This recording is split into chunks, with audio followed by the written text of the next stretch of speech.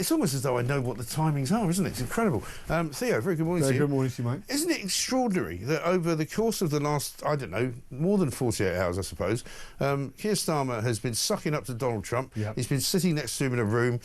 He's been doing, press conferences with him. Not one piece of footage has been published by Labour, or certainly on Keir Starmer's personal Twitter account, about the Trump visit. This has never happened. Yeah, and that's because, of course, what's going on? He doesn't want to publicise it.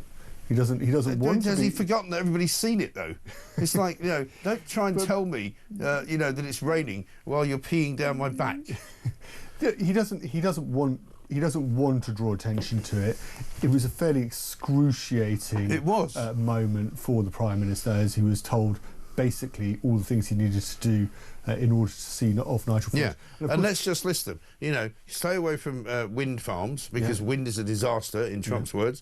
Cut taxes, because otherwise you won't get any growth. Taxes are going to go up in the autumn, right? By the way. And also get control of the migration problem in this country, because Europe has got a massive problem. And Trump said, Europe is not the same as it was 5 years ago. He's right. And if you don't sort that out, Europe will be finished. Yeah. And those three things alone are things that Starmer's not doing. No, he's not doing them. So on taxes, they're going to go up because, of course, he can't cut spending. Donald Trump was able to cut taxes because he introduced the Department of Government Efficiency, and he slashed tens of thousands of government jobs, much to the consternation of people within, on the Democrat side of the aisle, and that's why he's now able to cut taxes, because he's brought government spending right down. Yeah. On immigration, he's obviously, he's working much harder than Biden did and Harris did over on the southern border. Right. Keir Starmer's made it very clear he's not going to leave the CHR, so we're just going to have more of the same tinkering around the edges. And there's more people coming than ever. I think in the last few days we got a figure of something like 634 who have come just in the last 3 or 4 days. And you've seen that footage, obviously the footage that Talk had yesterday. Of the Migrant Hotel, four-poster bed and the PlayStation 5s, and I think there were some fancy trainers in there. Fancy trainers, all sorts of, drug paraphernalia, Gucci bags, drug paraphernalia, people smoking dope in the hotel, and also smoking cigarettes. If I went to stay in the Copthorne Hotel, not the one in West Sussex, which is where that was all filmed, and I lit up a cigarette, I'm pretty sure that I would be fined about 500 quid for that. Yeah, because they would say you're not allowed to smoke in the hotel, you've got to go outside. But illegal migrants, they can smoke in a hotel. And the hotels are going to get, as more migrants come into this country, the hotels are going to get more expensive. Yeah. They're going to get more. They're going to get plush. They're going to get nicer, because, of course, the cheaper options for the Home Office to where to house the migrants are going to run out. Yeah. Absolutely right. Now, here's an interesting thing. We talk a lot on the show about the turning of various different commentators. Dan Hodges, who I've completely and utterly turned. We're going to look for something that he said before he turned on Keir Starmer. But he's got an amazing piece in the Mail today, and this is following on from Peter Kyle, who yesterday appeared on various different TV shows. Didn't come on my show, of course, because, they don't like to come on my show from Downing Street because they think they won't be treated well. Kemi Badenoch came on. She's not frightened of me. But he's written a piece about Peter Kyle, because Peter Kyle went on to talk about, on Sky, to talk about the online safety bill. And he basically said, effectively, that if you're not on the side of online safety, you are a predator. And he then accused, incredibly, Nigel Farage of being on the same side of the argument as Jimmy Savile. Have a look at this clip. We have people out there who are extreme pornographers, peddling hate, peddling violence. Nigel Farage is on their side.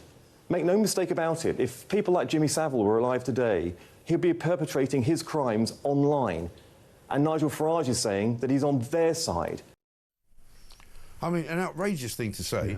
Downing Street apparently stood by him, and they've said that they're not going to admonish him. Right? He doubled down on Twitter, despite the fact that an awful lot of people said he should apologise, including Nigel Farage. But here's what Dan Hodges has to say.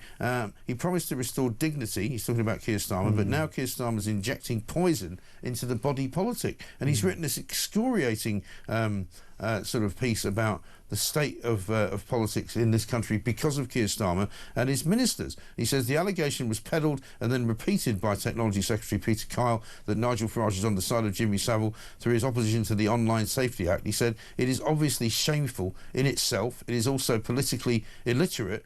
And he's really ashamed of the leader of the Labour Party. Yeah. And he's right to be. And it's the hypocrisy. And this was a point that I was asked about this yesterday.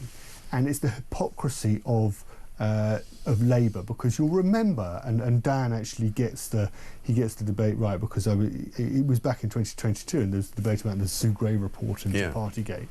And Boris Johnson, as Dan rightly says, it said that basically Keir Starmer, when he was DPP, Director of Public Prosecutions, running the CPS, spent most of his time prosecuting journalists and failing to prosecute Jimmy Savile. Yes. And which is true. As we all remember, the howls of indignation, of apathy. Oh yeah, it was terrible, wasn't it? Yeah. How dare Boris Johnson make this claim at the dispatch box to slur Keir Starmer? The Labour Party lost its mind. They went doolally, didn't they? Yeah. And it did, and part of it, and part of the problem was that actually that sort of mentality then seeped into the Conservative Party, and Boris Johnson, 9 months late, well, no, it was about 7 or 8 months later, lost his job as PM, and that's fundamentally, Mike. It's what the sauce is good for the goose is good for the gander. Of course. And if you're gonna stand there and say you can't, this is a slur. It is a slur against Nigel Farage, and it seems to have come from the very top. When you look at the, I wasn't in the lobby briefing yesterday. But when you look at what's happened in terms of the fact that he's doubled down on it. No, they've obviously discussed it. They've obviously discussed it as an attack line. Let's somehow line Nigel Farage up with Jimmy Savile. Very dangerous, it would seem to me, for Keir Starmer, who, as you say, was accused of not prosecuting Jimmy Savile, to even bring Jimmy Savile's name into it. And it's like, don't invoke the name of the devil if you don't want to be accused of actually consorting with him. No, and as Harry Cole, obviously editor-at-large at the Sun, I saw he made the very astute point on Twitter. People like Jonathan Hall, the independent reviewer of terrorism. Yeah. He has some real questions about this particular piece about the legislation. About the legislation. As does Kemi Badenoch, who didn't vote for it, even when the Tory party were introducing it. She wasn't keen on it. So are they supporters of Jimmy Savile now? Are they on the side of Jimmy Savile? Of course they're not. No. So. Well, nobody is. It's a ludicrous thing to say, and Peter Kyle should know better. Frankly, he's not a stupid man, but it was a stupid thing to say. But in my view, but Keir Starmer, and this is the point. The other really important point that Dan makes is that he came in off the back of Boris Johnson, off the back of Liz Truss, off the back of Rishi Sunak, and his whole play during the general election campaign of last summer was, I'm going to restore integrity to politics. Yeah. I'm the grown-ups are back in charge. Rules. Exactly. Yeah. I'm not going to do politics the way the Tories did politics, because actually there wasn't a huge amount of difference in policy when it came down to it. And he came in with this idea that it's managerial competence and integrity, and he's just resorting to the same. He's resorting to the same tactics, Mike. Same tactics to try and smear their opponents. It'll be very interesting. I'm sure there'll be some snap polling out, right? Because Nigel Farage lent into this and accused and said he wanted an apology, which is, I think, probably the right way to go. Yeah. Don't hide from it, lean into it. Yeah. And I think it'll be really interesting in the next couple of days, because I'm sure we're going to get some polling about whether this has landed. Well, Richard Tice said, he was on Julie Hartley-Brewer's show yesterday, he said every time they make more of these accusations, every time they call us bigoted, every time they call us right-wing, whatever it is they do, our poll ratings just go up. Because they do. Because people don't believe a word that Keir Starmer says, and they don't believe a word that his ministers say, because they're all now actually a bunch of liars. Let's listen to Kemi Badenoch on that very subject. We actually had a video of how many times he had told lies at the dispatch box. Sometimes I can tell it's because he doesn't even know. When I ask him questions, he doesn't answer a lot of times because he doesn't know the answer. Say what you want about Rishi Sunak. He had an answer to the question. You might not have liked the answer, but he had an answer to the question. He was running the country. Keir Starmer doesn't have any answers. Other times he says things that aren't true, like we didn't sign trade deals. I signed the biggest post-Brexit trade deal, which was with 12 countries, CPTPP. Right. But That's not enough to get the economy going if you're taxing people to the hilt. Doesn't matter how many trade deals you sign. He makes, claims about a £22 billion black hole, completely untrue. They went in and they made a mess. They grabbed from farmers, they grabbed winter fuel payments, punishing people going to private school because they thought these aren't our people. So it sounds like you do believe that he's a liar, though. Yeah, he is. The leader of the opposition calling the Prime Minister a liar. I think that's a pretty good story, and it's confirmation of what I've been saying for a very long time, that he's out of his depth, he doesn't know what he's doing, he's trying to conceal the truth from people. I mean, look at what he's doing over Trump. He's like pretending it never happened. You know, like 48 hours in the company of the President of the United States of America and not one tweet. I mean, is he seriously taking the mickey? Something I've noticed, I spend quite a lot of time out of London, out in the country, just meeting people. Yeah. So what do you do? I do a bit of political journalism. Yeah. And I remember during the Leave campaign, you know, the campaign to leave the European Union during the referendum, people would say, you know what, I really want to leave the European Union. You could see stuff sort of cutting through. And I tell you what I get back every time now is, I can't stand Keir Starmer. Yeah. I hate the man. I can't. They do, they really do. And I'm getting it, and it's noticeable that people who have generally, you would think, no real day-to-day interest in politics, it's sort of in their consciousness that they want to leave. The only thing they want to impart to me when you're talking about politics, the only thing they would want to say, you know, if somebody's really interested in politics, is they don't like the Prime Minister. Yeah. They literally can't stand him. No. And that's a really difficult place. It's a visceral hatred of him, which I've never seen before. I've never seen people hating somebody like that. Even Margaret Thatcher, you know, there were people in some communities who didn't like what she was doing, but they didn't hate the way that they hate Starmer. And different walks of life as well. I'm noticing different, went to B&B down in near the south coast, and it was just a landlady. Very different walks of life, and they just cannot stand him. And I think that's really problematic. Now, I don't know, I haven't got this, is just anecdotal, right? So I don't know how that plays out in opinion. You know, you can see what the approval ratings are, you can see them for yourselves. But when you start to pick stuff up just right across the board, I think that's you should pay attention. You should, absolutely right. This one from Bill in Cheshire. The Savile accusation, just another successful diversion by the Labour Party on a very bad news morning, i.e. post-disastrous Trump press conference. The media, especially the BBC, etc., fell for it, as usual. And I mean, again, we'll come back to this after the break. This whole kind of, massive diversionary tactic that we're going to recognise Palestine as a state, which nobody in this country gives a damn about. I'm sorry. No. You know, of course there are people who have got, an axe to grind, and there are people who will go out on a demonstration, be either pro or anti-Israel, but at the end of the day, most British people could not care less about Palestine, and certainly what they don't want to see is a load of bloody Palestinian children and their families coming to live here because we're supposed to be rescuing them from the dreaded, ghastly, horrible Israelis. We don't care. We don't want them. We've got enough people here already. Stay the. Sorry, every time you're here, I just want to swear. I don't know what it is. Just stay the hell away.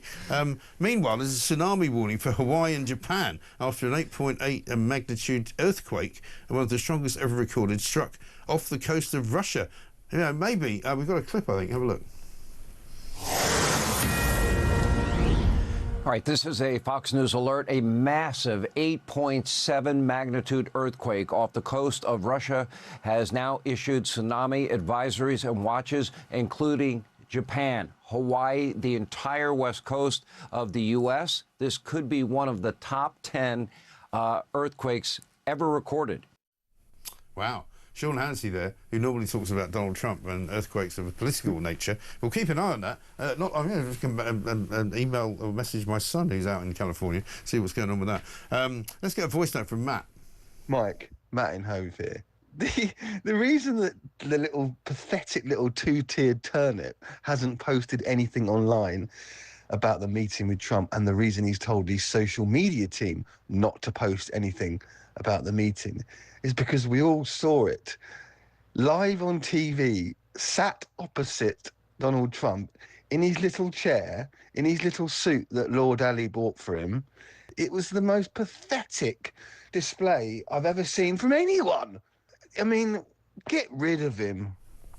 I mean, Matt, I could not agree with you more. I thought, you know what we're going to do? Let's retread some of the stuff, because if he doesn't want to put it out there, we will. I want to see the Sadiq Khan clip I want to see the clip about wind power being absolute disaster. Let's just retread all of it, because I'm just going to keep stuffing it down his throat until they complain so much that they try and get me off the air.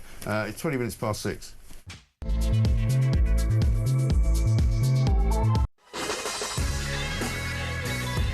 Welcome back to Morning Glory. 23 minutes past 6. I'm Mike Graham with you all the way through until 10 o'clock. Theo Usherwood is here, of course. Jeff says, good morning, Mike. Great show. After yesterday's announcement, just watch how tariffs go up. Trump will not like this. And also one from Nicola says, morning, Mike. Love the show. I think we all recognise Two-Tier as the worst Prime Minister in history. I think, wake me up. This has to be some sort of horrible dream, says Nick in Hertfordshire. Yeah, it really seems like that, doesn't it? Front pages all this morning, completely full of Keir Starmer from last night talking about the recognition of the Palestinian state. Have a look at this. I've always said that we will recognise a Palestinian state as a contribution to a proper peace process at the moment of maximum impact for the two-state solution. With that solution now under threat, this is the moment to act.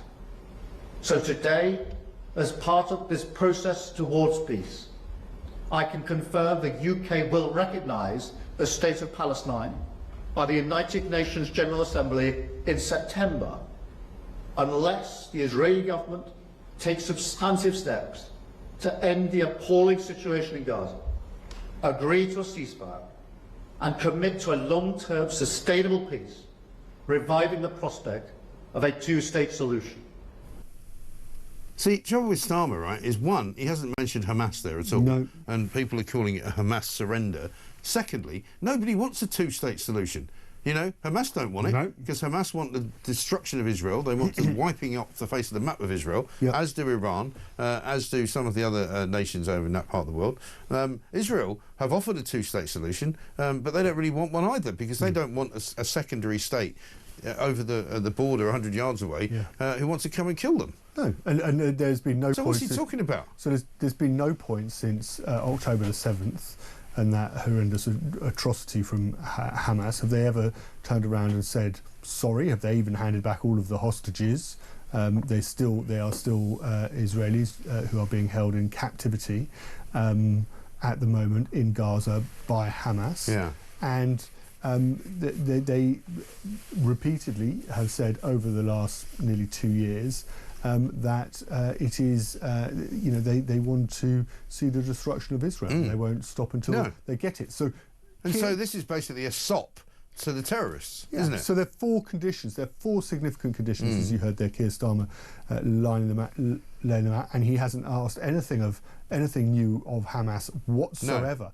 And I think what the other problem is of course, yes, it and this is what Benjamin Netanyahu has made the point he's made, and it is the point that is being made by others, is that it gives credence to Hamas. It says to Hamas, you just keep going. Right. Because look what you've got. You're getting Western nations. They've gone from October the 7th, 2023, the worst terrorist atrocity against Jewish people, which they committed since the Holocaust in the Second World War, right, to now not only getting a seat at the table, but being recognised by a major Western democracy as having the right to have a state of their own. So you would think, if you were Hamas, let's do more of it. That's worked. Yeah. That's fantastic. Absolutely. And the other, and this is something you just touched on, which I think is a point that's sort of been missed in all of this, is that Netanyahu wants to ensure that Israel is safe, that it is a safe, secure nation without the threat of terrorism, without rockets being fired over it, without the need to, well, they're going to obviously keep Iron Dome, but without the need to be using it every other day. And he wants the people of Israel to be able to live in peace, and Israel has a long track record of providing stability. It's the only fully functioning democracy. As they say in Israel, if we put our guns down, Hamas will invade our country and murder everybody. If Hamas put their guns down, that's the end of the war. But this makes it much more difficult, because what Starmer, and this is what you're saying, what Starmer has done is he said, we're going to give the Palestinian, we're going to give them a state apparatus. So they're going to have fully functioning healthcare. They're going to have a military. Yeah. Are they going to have a police force? Who knows? Are they're going to have they're going to have ambassadors around the world. Exactly. The whole. Are we going to start funding them? Are we going to start putting money into their coffers? No doubt David Lammy will give them a bunch of aid. He loves doing that, doesn't he? Gave a load to Syria, and then they started killing a load of Druze people in villages, innocent women, children and men, killed, murdered by David Lammy and his money. Yeah, so that's where we are. So that's well done, Dave. Does this announcement from Keir Starmer make Benjamin Netanyahu, if you're trying to think in Benjamin Netanyahu's head for a moment, does it make him more likely to want to sit down and negotiate a ceasefire? I don't know. Quite the opposite. Of course not. Because in fact there was a ceasefire on the table which was being negotiated. Hamas were ready to give up the hostages, and then suddenly this happened, and now they've walked away and gone, actually, you know what, we're not going to give you hostages back because we've got a better deal on the table from Keir Starmer. Yeah, and what a complete and utter plonker. But you know why he's doing it? You know, it's cynical because he's being driven by his own agenda inside of Parliament, where his own backbenchers are pressuring him, and his there are people in the cabinet who I'm convinced, and I'm going to say it now, and they can sue me if they want, are anti-Semitic. Yeah, people in his own cabinet. But you know, you've got Wes Streeting in Ilford North. Yeah, his he's a hair's breadth from being kicked out by an independent. As is Jess Phillips, who can't bring herself to talk about grooming gangs and the inquiry, or indeed the Palestinians or Hamas. She can't bring herself to talk about it. It's the Donald Trump moment. It didn't happen. Oh no, there are no grooming gang problems. They're not from Pakistan. Can I go now? Angela Rayner is very vulnerable in. She sat in a room with a load of mullahs. Remember, just before the election, the only woman in the room. You know, they're all sitting there looking at her. You know, giving her a hard time and saying, "What are you going to do for us, babe?" Yeah. You know, and shocking, absolutely shocking. And so this is just going to, this is, and you've got Corbyn and Zara Sultana set up their new party. I know that they. I see they've got a new name for it. The Left Party. The Left Party. It looks. Look, we joke. How about Left Outside? We joke, and it is a shower, right? Yeah. But this is a real. This is one of the reasons that's driving it, is that we could end up in a situation where they have a party at the next election, because this situation isn't going to get better, with 40 or 50 MPs. Yeah. They could be, and they're driving. They've got the ability to drive the Labour Party in a certain direction, in a similar sort of way to the way that Nigel Farage, you know, forced the Conservative Party into a similar direction over Europe. And it's pathetic. People in this country are sick of it. They don't care about Palestine. I promise you. Let's see what Kemi Badenoch has to say about it.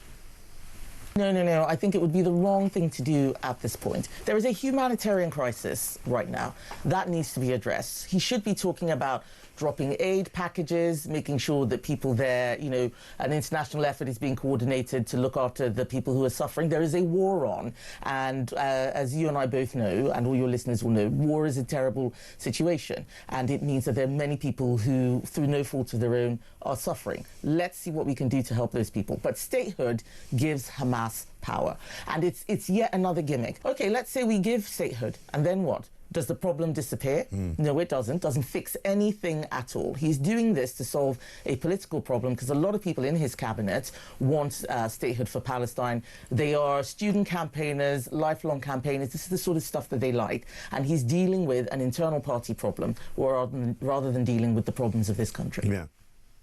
Kemi Badenoch speaking to me on this show yesterday. I thought she was very good on that, actually. Really strong, sensible, you know, very British as well, because, you know, we are not here to be student politicians. We are not here to offer, you know, the sort of the white dove of peace to a bloke with an AK-47 in his hand, you know, because, you know, first put the guns down, first to give up all of the terrorists, and then maybe we'll talk.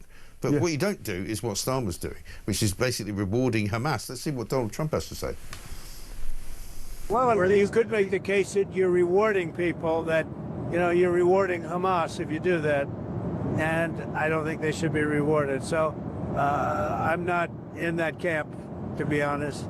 We'll let you know where we are in, but I am not in that camp. Mr. President, because if you do that, you really are rewarding Hamas. And I'm not about to do that. So he doesn't want to give them statehood, quite sensibly. Yeah, and you mentioned, of course, student politics, but, you know, the net effect of this is that, you know, Britain is just sort of out of the conversation. Yeah. We make these, you know, the government's made these declarations. We just look stupid. And we are now no longer we're no longer even in the room. We haven't even we're not even allowed into the hotel to put our glass to the door to listen to the conversations. Trump is negotiating, of course, with or working with Netanyahu, and the negotiations taking place between the Qataris and all the other people, and obviously Hamas. But we Starmer makes the big declaration, right? And they're talking about this in terms of the coalition, British effort in terms of coalition of the willing. He's trying to get another coalition of the willing. Well, how's that going? Not really very well. He hasn't finished the last coalition of the willing until he wants to start another one. Well, so we know it's the coalition of the willing. The last I heard was, a few weeks ago, it's reached an operational stage and can be deployed at any point. But the idea that, what does that mean? Exactly. It means nothing. The guy is a complete and utter useless cipher. And the sooner he goes, the better, because he's embarrassing the whole nation now. I'm sorry. Meanwhile, David Lammy's down playing Top Gun down in Australia, making ridiculous videos about how happy we are about, the carrier group that's off the coast of Darwin, just in case we go to war with China. Are you having a laugh? I mean, seriously? Really? Anyway, listen, Theo Usherwood is here. I'm going to have to stop for a minute because I'm still very close to swearing. 6:33.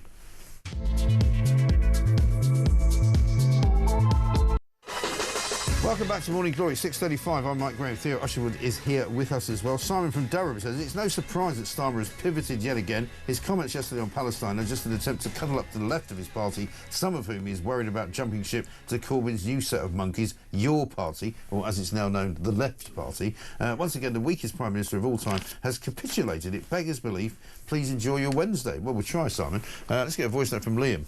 Morning, Mike. Liam from Kent. What is this? What is Keir Starmer up to? I mean, he must have advisors that read the newspaper, and anyone in the Labour Party that was gifted with this great thing called eyesight can clearly see that, he's going further and further in the hole. And I'm actually really concerned that, he ain't going to get re-elected, is he? Let's be honest, I don't think Labour will be in ever again. But how much more damage is he going to do? All this Palestine riots going on, immigration problems, the fact that the whole of the front bench lie. We're paying for all of this. The British public are paying for this. Seriously, I was talking to my boss this morning and I turned around and said, I have no idea why when at 2:30 my alarm went off, I bothered getting up. Anyway, have a great show, Mike. Take it easy. Liam, great to hear from you. Thank you very much indeed. You get up because you do your job and you work hard for your family. You have to give half your money away to the bleeding government so they can waste it on a load of migrants coming into the country eating 3 square meals a day. Brilliant. This from West End Girl, who says, Peter Kyle left school with one qualification in theatre studies, right? Was a protégé of Anita Roddick, which is a red flag, was rejected as a mature student from University of Sussex 3 times and has a reading age of 8. When he eventually got in, he didn't do a hard science degree. I know firsthand from loved ones that dyslexia certainly does not mean that you're stupid. However, I do believe that someone of his very ordinary capabilities should not be Science, Innovation and Technology Secretary, and this is now painfully clear. The remark about Nigel Farage is just plain thick. I'm sorry, no person in his position should be stupid enough to lack the basic common sense to say something like that. I think that's a fair comment, isn't it? Look, I don't know. I mean, I know that Peter Kyle has said in the past that he's dyslexic. He's talked about I don't know if he's got a really great rate, but he certainly was behaving like an 8-year-old yesterday in slurring and trying to smear Nigel Farage. I'm not sure his dyslexia has anything to do with it. I think actually, funnily enough, it wasn't an accident, and it wasn't stupidity, the reason he said it. I think it was intentional. Yeah. And I think they're trying to smear. Does that make sense? He didn't blurt it out. If you listen to the tape back, right, and you listen, when I've done this now for 15 years. You know when a politician is being pressed on something. Yeah. You know when something is being forced out of them. You know when they slip up or they make a mistake. You can hear it in their voice. They know they've made a mistake, and then you also know when they're taking a line. They've obviously discussed it. They've got in their mind what they want to say. They go on somewhere like Sky News and they say it because they want to say it. Yeah. And that's what he went and out this to is do. what the and he conversations... went out to smear. Yeah. He went out to smear Nigel Farage. Yeah. So in actual fact, I think putting the dyslexia aside, I actually think Peter Kyle is probably one of the more intelligent. Well, he's one of the few within cabinet ministers who's been on this show, right? And he can handle himself in an interview. He's clearly not stupid. No. However, the problem with him and many other people in the Labour government is that they have no sense of humour. I was having this conversation with somebody yesterday. They're all a bit weird. You know, they're not normal people. They can't have a conversation with you if they disagree with you. They can't actually have a proper debate with you if they disagree with you, because they think you're some kind of bigot or some kind of right-wing lunatic, and they can't, you know, they can't converse in a normal way. There's this self-righteousness. Right? So for him, there's no difference in saying I disagree with Nigel Farage and Nigel Farage is like Jimmy Savile. But this is a problem on the left, right? Yeah. Is that if they say it, it's okay. If the right say it, then there's outrage. There's a rank hypocrisy there. Yeah. That they think they're entitled to say it, and the problem is that they've got right now, after a year in government. The Keir Starmer, and you know, having promised to restore, you know, come in and restore integrity and accountability, has zero credibility. Yeah. And so when the only thing that he would like to think, and his ministers would like to think, they have over Nigel Farage, and I don't think they have it at the moment, is that they have the moral high ground, right? That's the way they see it. They think they think, but they don't actually have that. No. And clearly, if you're doing an interview like this, you're going to lose that moral high ground in everybody's eyes. If there is like just one person out there who would look at that interview and think, you know, before the interview, because everybody knows, Keir Starmer has credibility. Yeah, also because everybody knows. Let's face it, this online safety bill is not just about preserving, you know, the internet space for children, so that they're not seeing things and looking at stuff that they shouldn't look at. There is a real serious issue about free speech. There's a real serious issue about people, you know, even Keir Starmer, when he was talking to Donald Trump yesterday, was trying to insist that, oh, there's no censorship here. Oh, really? You've literally locked people up for making Twitter statements, for putting things on social media. Police go around to people every single day in this country and ask them about what they've put on social media. You know, don't talk to me about censorship. That's what they're practicing. It's an incredibly complex area of legislation. And there are real concerns about freedom of speech, about freedom of expression. We've seen what's happened where I think many of your listeners would look at what happened to Lucy Connolly and think, hang on a moment, 31 months for a tweet that she deleted is grossly unfair as a sentence. You can condemn, in the same breath, you are perfectly right to condemn what the content of that as the content of that original tweet, but the fact is she deleted it and apologised, and then she's ended up with a 31-month prison sentence. Meanwhile, correct me if I'm wrong here, but the Bob Villan, the man who led Chance to death to nothing's happened to him.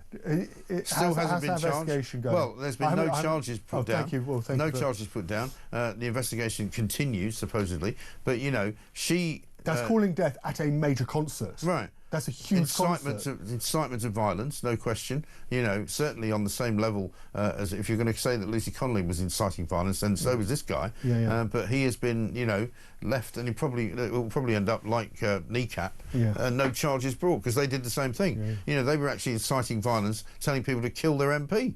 They were on a stage at London, at a London event. 10,000 or so people there, telling them to kill their own MP. But this stuff is really dangerous, because you might think, well, of course they don't do you. Nobody's saying seriously, but it only takes one neither was loop. But neither was she saying it seriously. But there's, you know, in what Kneecap, like, you know, you only need one idiot to start one complete to start looking at Kneecap and go, oh, that sounds like a great idea. That sounds really, and to go do something really stupid. I know. Let's get a voice there from Tristan. Mike, you're right. People do absolutely detest our so-called Prime Minister.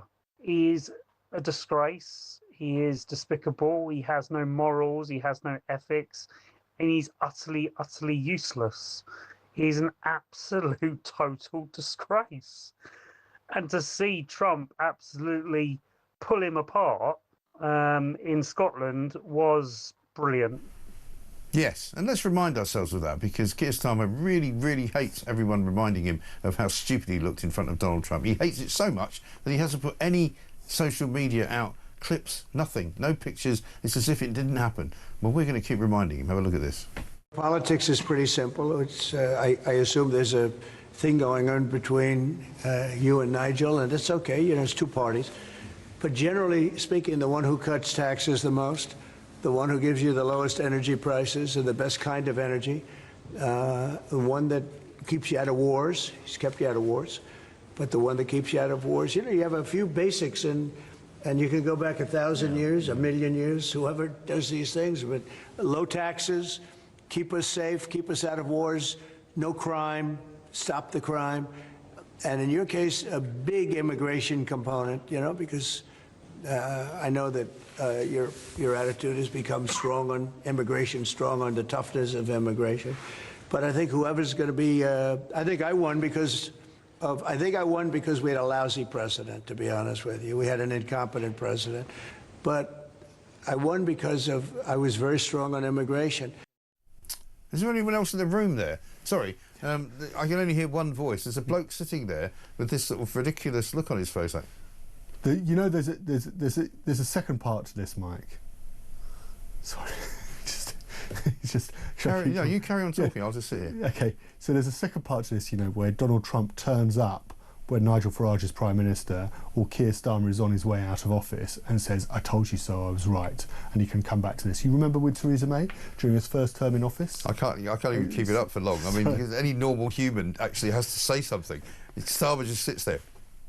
Sorry, carry on. So Theresa May, he told Theresa May, Donald Trump came over and he gave Theresa May advice that if she wanted to get a decent deal with the European Union, she needs to play hardball after our vote to leave the European Union. Did Theresa May listen to him? No. No. Then he turned up with one of her last press conferences and said, "You didn't listen to me." Yeah. And the lefties are all full of, you know, Donald Trump, what an absolute maniac, what an absolute ridiculous politician, doesn't even know how politics works. He's literally ruling the world. You know, people joke about the fact that, you know, it's the court of King Donald Trump. Yeah, it is, actually, but because he's making it happen, he's making it work, and everything he says that's going to come true comes true. And he's just said there, you know, don't get yourself involved in wars. You know, suddenly now Starmer's getting involved in what's going on in Israel and Gaza. You know, don't raise taxes. He's already too late for that. You know, stop immigration. You know, all of the things that the people of this country want is what Donald Trump is able to actually tell him, in the same way that Nigel Farage is. Well, he's done him a favour. I mean, it's quite interesting. I mean, you know, Donald Trump's relationship originally was with Nigel Farage. Yeah. I mean, that was the close bond. Right. And he's done him a favour to say, actually, you know what, I'm no longer.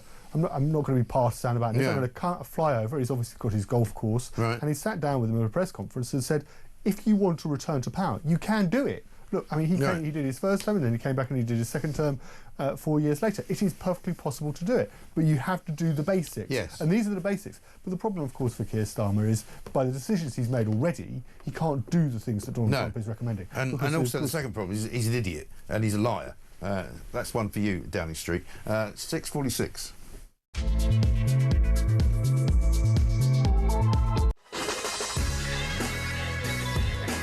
Welcome back to Morning Glory. It's coming up to very nearly 10 minutes to 7. Theo Usherwood is here.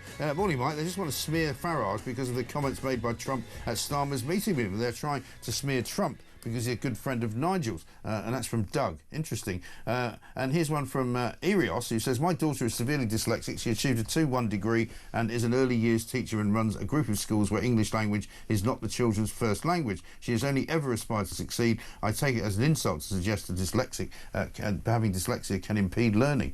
Yeah, well, listen, I don't think anyone was suggesting that it can impede learning, but people are saying that Peter Kyle, who himself has said that he's a dyslexic and has suffered as a result and hasn't really got any proper educational qualifications, should not be necessarily running the department that he's running.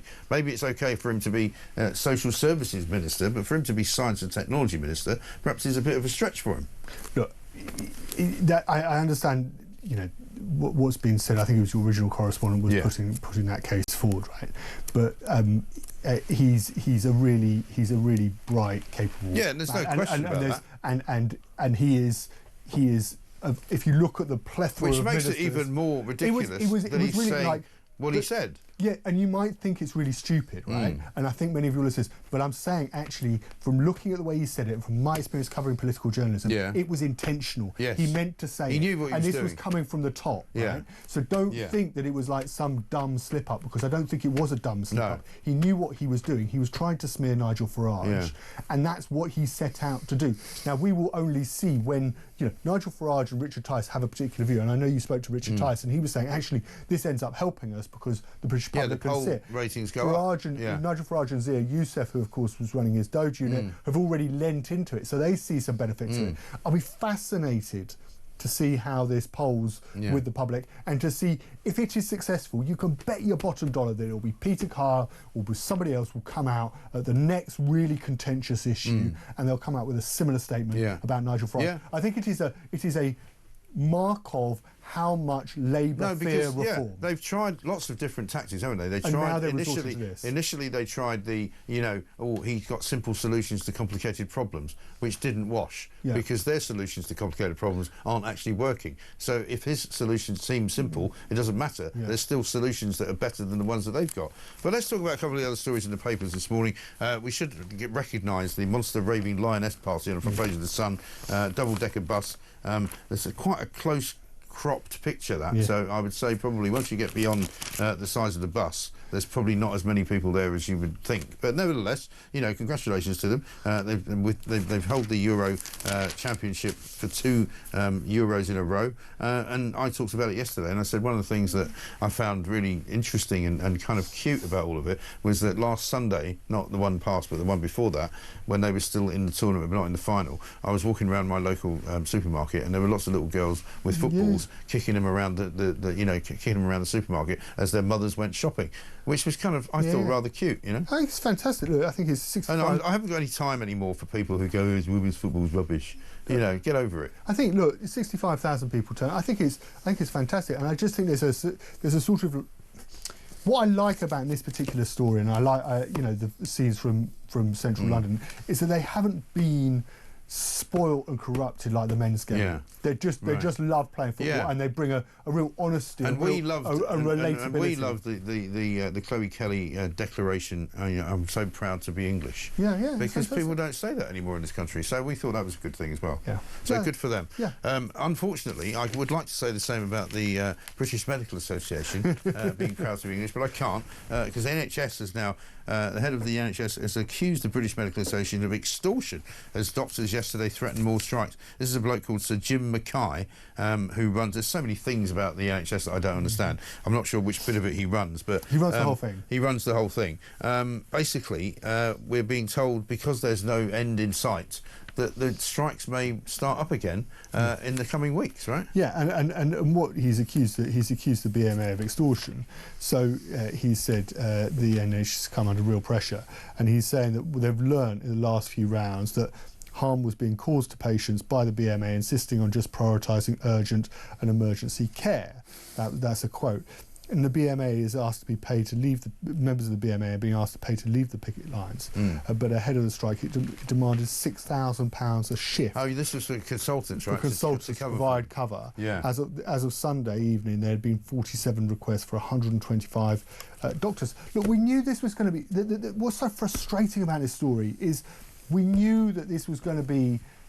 When they got their 22, the junior doctors got their 20. I know they like to be called resident doctors. The junior doctors who, got their 22% pay rise last summer, costing the taxpayer billions of pounds. And Wes Streeting, I think, one of his first tweets as health secretary when he became when he took up the post was, I've messaged the BMA and I'm going to sit down with them immediately. And we're going to fix the problem. We're going to fix the problem in the NHS.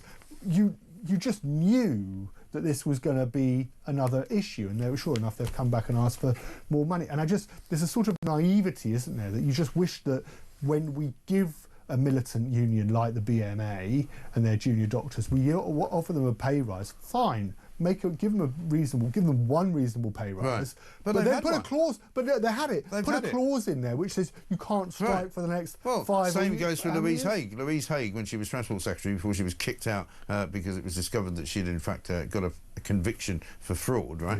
Yes. She gave a pay rise of 15% to the ASLEF train drivers with no concessions. Yeah. So they're going to come back for more as well. The nurses are going to come back for more. It's ridiculous. Meanwhile, the Mail's got a story saying the NHS has allowed trusts to spend almost £2 million on staff networks that have hosted a series of woke events over the past 2 years, basically linking all sorts of things like race, sexuality, gender, disability and religion. Staff attended a talk on embracing your Afro curly hair at University College London Hospital's NHS Foundation Trust, and another one, International Pronouns Day at Barking, Havering and Redbridge University Hospital's NHS Trust in East London. They say they haven't got enough money. They say they need more money. £2 million wasted on this crap. It's a lot of money, isn't it? What a load of rubbish. Eurovision viewing party at Manchester University.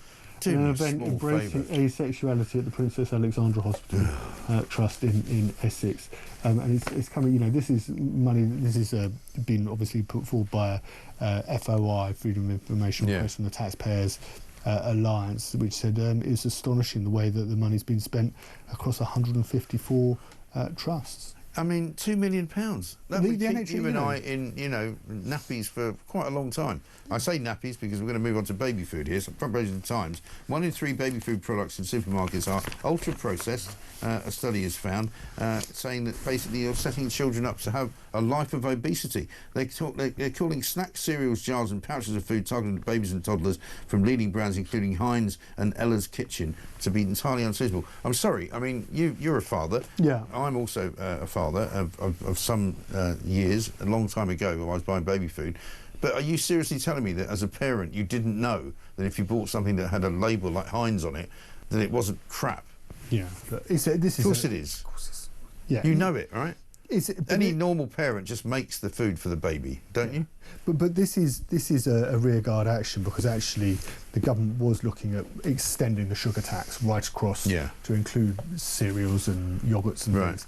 And actually, they, after realising the damaging effect it would have on the food industry, they actually decided not to do that in their 10-year plan for the NHS. And they're asking food manufacturers to be much more conscious about the calories that they're putting, or the sugars that they're putting into food to work with the NHS. But this is a tee up to have this story on the front page of the Times is clearly a tee up designed to try and make the case to extend the sugar tax right across the board. And of course, the food industry, we know in this country, is already struggling. Of course, it employs a large number of people, so already going to be hit by things like the national insurance increase. And they can't afford another tax to be levied. Meanwhile, on page 8 of the Sun, the cost of the weekly shop will spiral as food inflation climbs to 6% by the end of 2025. This is a warning from retailers, basically, the British Retail Consortium. It was 4% in July. It's likely to go to 6%. And we've said this before, there's no way that the normal inflation level, which is now pitched at something like 3.6%, is actually true, because people go to their local supermarket every weekend, and every weekend they're paying at least a third more than they paid last weekend. And we're almost out of time, so you've got about 10 seconds. Well, at the same time as the Daily Express saying that they want to cut interest rates, and if you cut interest rates, inflation's only going to go up higher. The economy's stuffed. It is.